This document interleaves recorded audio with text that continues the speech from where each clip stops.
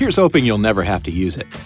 But if you do get a flat tire, knowing how to use your tire service kit repair system will get you back on the road quickly and safely.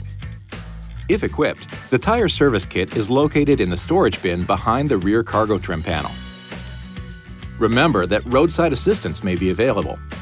Consult the owner's information for details. If you get a flat, pull over to a safe location and turn on your hazard lights.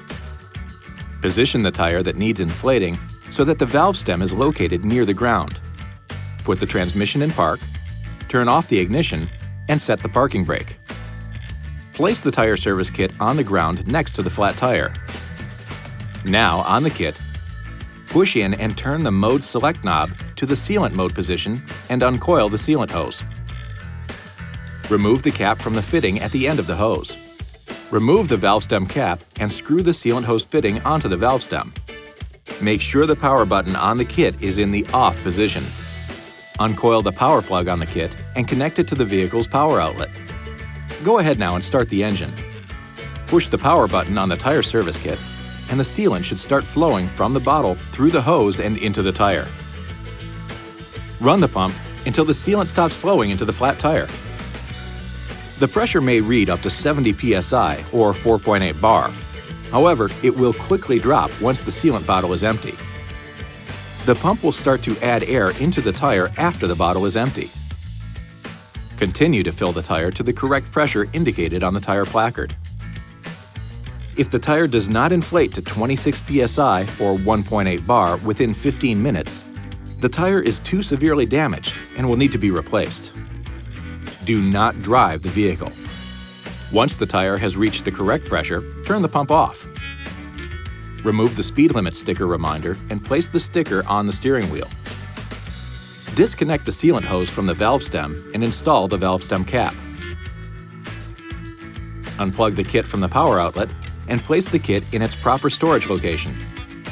This next step is important. Drive the vehicle for 5 miles, 8 kilometers, or 10 minutes to ensure the sealant is distributed within the tire. After 5 miles, 8 kilometers, or 10 minutes, pull over again to a safe place and check the tire pressure using the tire service kit. Push in and turn the mode select knob on the kit to the air mode position. Plug the tire service kit into the power outlet and connect the air hose to the valve stem. Check the tire pressure on the gauge. If the pressure is less than 19 psi or 1.3 bar, do not drive the vehicle until the tire has been replaced.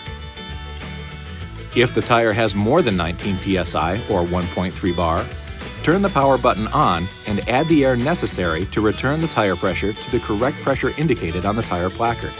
If the tire becomes overinflated, push the deflation button to reduce the tire pressure to the recommended level. Disconnect the tire service kit from the valve stem and install the valve stem cap. Unplug the kit from the power outlet and place the kit in its proper storage location. Be sure to have the tire inspected and repaired as soon as possible, and inform the service advisor that the tire was sealed with the tire service kit. A quick note here, you can also use the tire service kit pump to inflate balls, air mattresses, and other inflatables. You'll find adapters in a compartment on the bottom of the unit. This video is not intended to take the place of your owner's manual. For complete details and other important safety information, please see your owner's information.